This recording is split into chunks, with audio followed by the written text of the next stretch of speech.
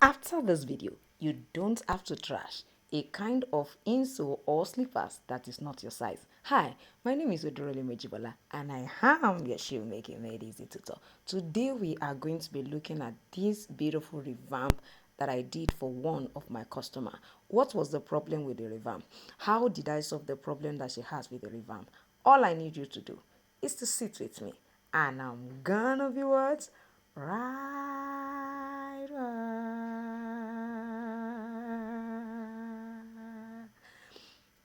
So now this was what it looked like when she brought it. She wears size 41 and she went and buy size for 39 slippers. She said she loved it. She started wearing it and find out that it begins to wear out. Now, the first thing I had to do is first of all use our general purpose adhesive, that is the contact cement adhesive. I put it and then use it to fold all of the leather because they are already loosening out. So after that, I thought of, if I said I should fix this like this, it will still not size up because the length was bad. So I decided to create like a platform heel. Now, don't forget that when you are creating a platform heel, you are going to be creating a welted insole, wrapping it, and then you're going to be creating another insole for the welted sole before you finally, put the outer sole. So I decided to do that.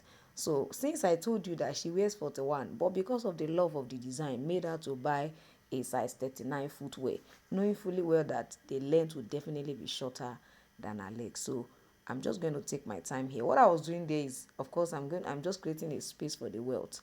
Please don't just use your free hand to actually do the extension. Be sure that it's going to be enough for your welting. Please check it and be sure. If you're watching us for the first time, please let me know in the comment section if you are watching me for the first time.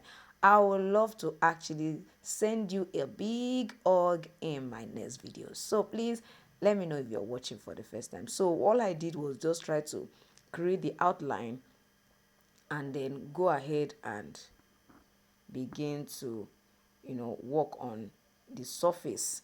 So all I did was try to work on all of the welt. I actually cut out the welt from the same EVA foam. I placed it on the EVA foam, which is called Mako in Nigeria. I'm using Mako 4. The thickness is 4 millimeter. We call it Mako here in Nigeria, but it's an EVA foam. So that's what I'm applying the contact cement adhesive on as well. I'll also apply on the welt too. I'll apply on the under of the insole so that I'll be able to place it. You can see me applying it on it so that I'll be able to also place it. So this take a lot of patience. It takes a lot of patience. So please, you have to be very patient. And then I actually measured a width of 1 centimeter for the strip of this welt. This is actually a welt, but it's a welt from EVA foam. I cut it from one of the EVA foam that I had with me, and it's still the same. I think I used the same 4 millimeter EVA foam or so. I can't even remember. I think I used the 4 millimeter, yes. So I cut the width to be 1 centimeter. The length was not long enough. I just decided to cut another shorter one and put it in between. You can do this if you are going to be wrapping. If you are not going to be wrapping, if you are going to do this, you will make sure that you do it, please, very well, so that it will be neat and it should be at the inner part and not the outer part. You understand? So I just took my time to do that. Of course, we are going to also do on the second one as well. You can see that I'm starting from the inner part of the leg. Please don't start from the outer part. I think it's much more neater, even at the inner part than at the outer part. I see some people use outer part, but if you are going to use outer part to actually do your welting process, make sure you are wrapping it.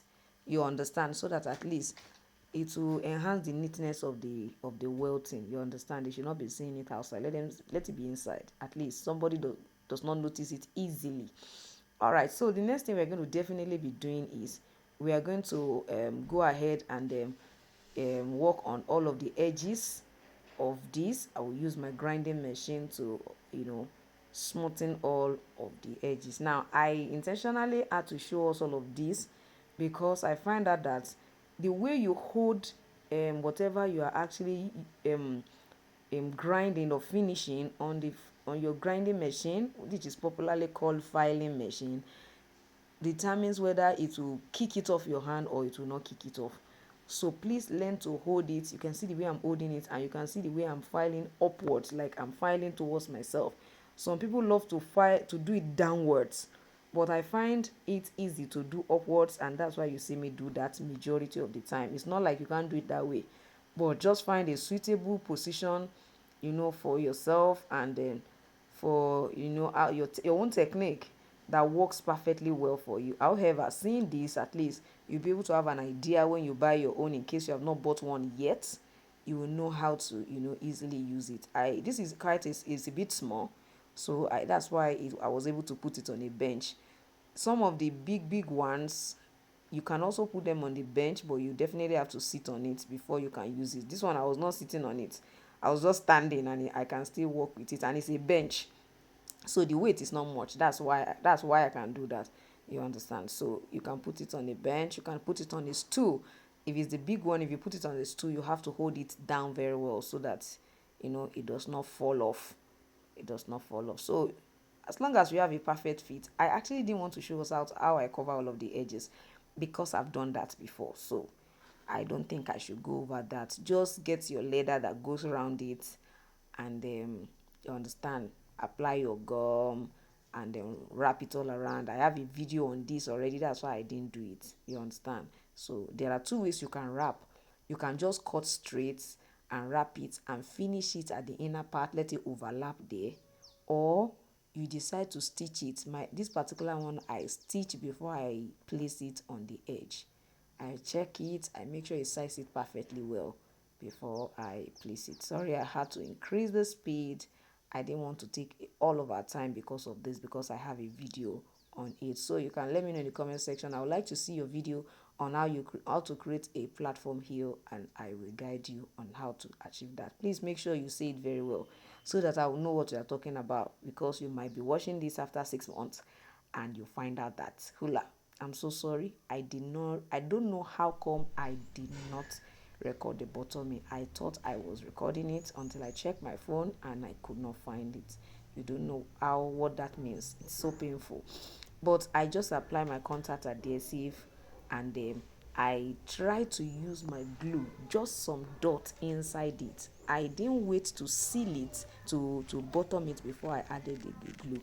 I normally see smear of glue around platform so heels like this. Please put the small dots of your glue before you place it, especially if you know you did a good job.